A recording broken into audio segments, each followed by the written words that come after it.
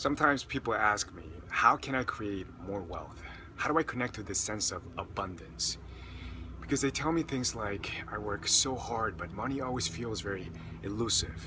Or, I know what my dream life is, only if I didn't have to worry about money.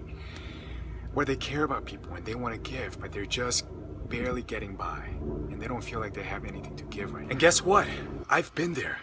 There was a time in college where I was in school full-time and I had to work 5 jobs. Yes, 5. I was a bartender, which gave me free food. I worked at a fitness club, which gave me free membership. I was a resident advisor, which gave me free room and board. I worked at the IT office and I was tutoring.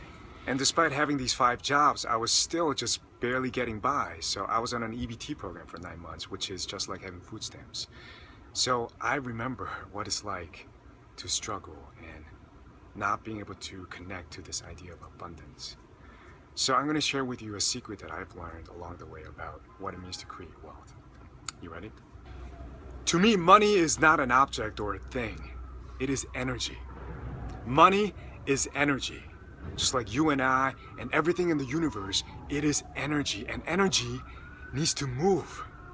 It doesn't do well when it's just held, contained, or being stagnant. It needs to flow. And when you allow the energy of money to flow through you, you begin to expand as a container.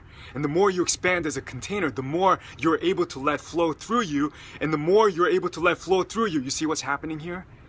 It's this cycle. And next thing you know, your cup is filled and overflowing. That's the sense of abundance.